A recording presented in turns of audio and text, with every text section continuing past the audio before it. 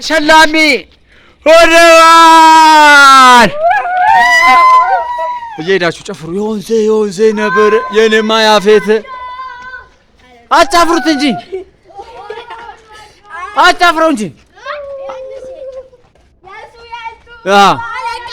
በቃ በል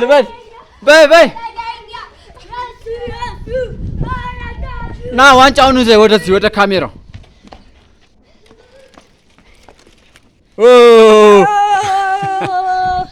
በትክክል ተጠናቋል።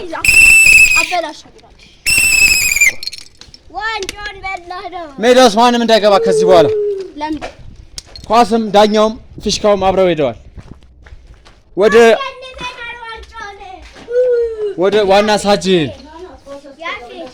ዋና ሳጅን